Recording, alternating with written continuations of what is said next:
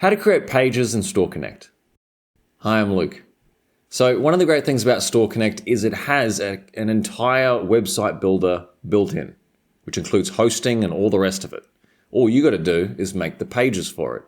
So let's learn how to set up a basic page and all the components that go into it. Now, before we start, let's first understand the structure of how pages are put together in StoreConnect. You will start by creating the page itself.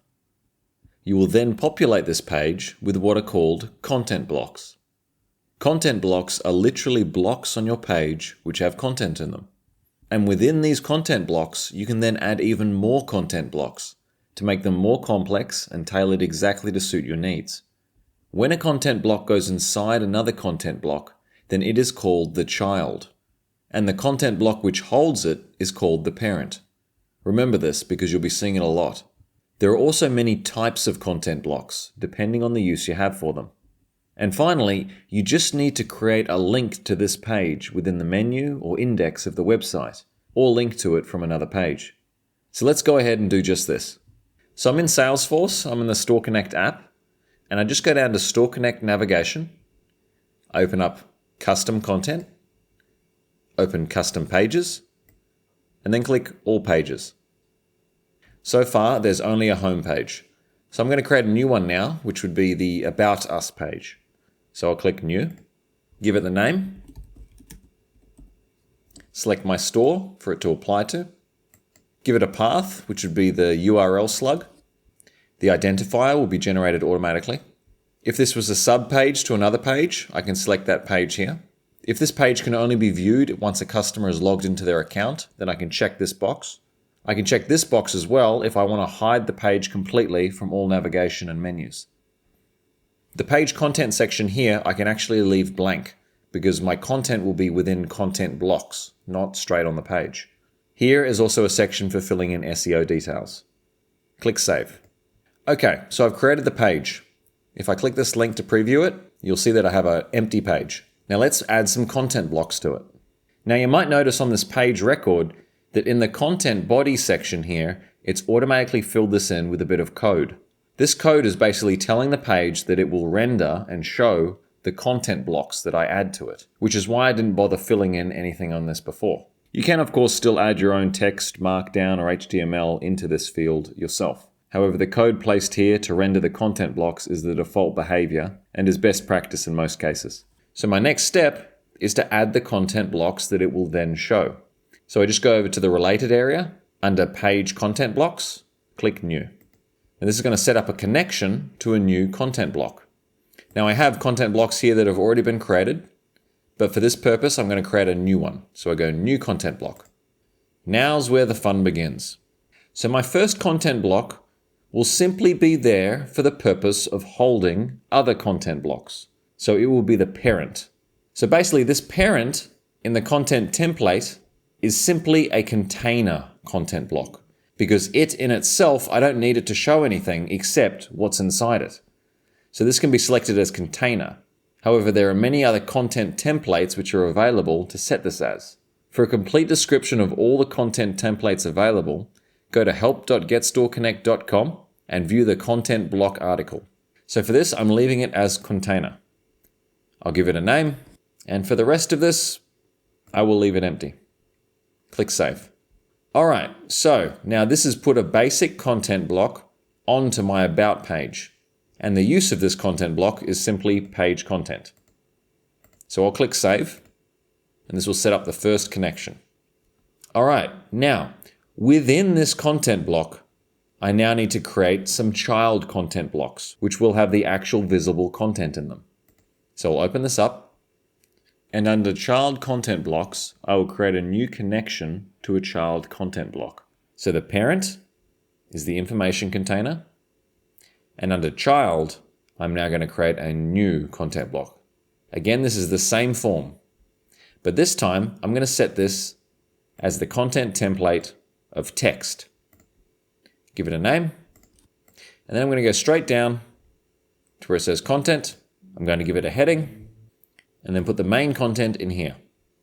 And then click Save. Very good. So that's put our first content block within the content block. I would also like to add an image to go next to this text. So again, I will click New. The parent is the same container there. And then again, I will create another new child content block. This time, the content template will be single image. Give it a name, scroll down, and I'll select the image that I would like to use. Something that I've uploaded earlier. And click Save. Very good. So now let me return to the page and I'll see where we're at. And here we go. We have the title I've added, the content, plus the image. However, I wanted a slightly different arrangement. I wanted this text to be to the left and the image on the right. So to do this, I'll go back in. I go back to the information container, which is the parent container. I edit this.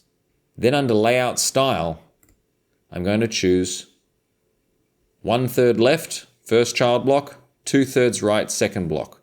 This means the first child block will take up 1/3 of the left side of the screen, and the second content block will take up 2/3 of the right side. Save this. All right, let me reload the page. And boom, that looks a lot better. So this is the basic sequence of creating the page, plus a parent container, and the 2 child containers within it. But there is unlimited variation available here. So many options, so many different types of templates to use, so many different types of content blocks.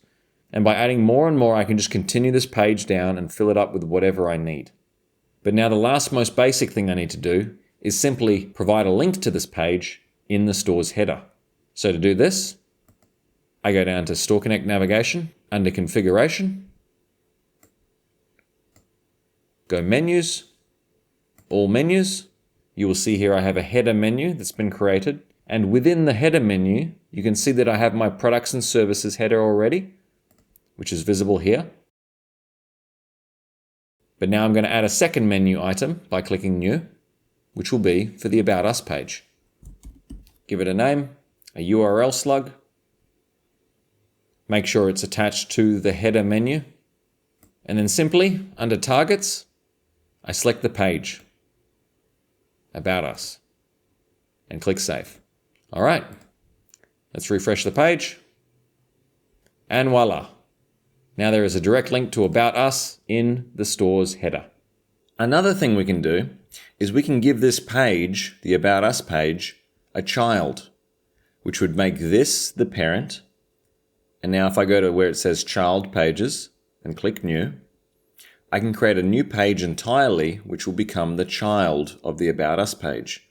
For example, if I made a Meet the Team page, choose the store, choose the URL slug, and then ensure that the parent page is the About Us page. I can then save this, and I will add to this page some content which I'd created earlier. So some team photos. Click Save. All right. Now if I go back to my site, this is the About Us page. I click Refresh. And you can now see that the child page, Meet the Team, is now selectable from the side column here. The About Us menu item can also become a drop-down and also feature the child page here as well. So if I click on this now, I now have a new page with the full team, Steve, Dave, and Sheila. All the Tasmanian Devils are here. Of course, this can be formatted and made to look nicer visually, but you get the idea. So that's how the parent-child relationship can work with pages, not just content blocks. And there you go. That's how to get pages up and running on your StoreConnect store. Subscribe for more videos.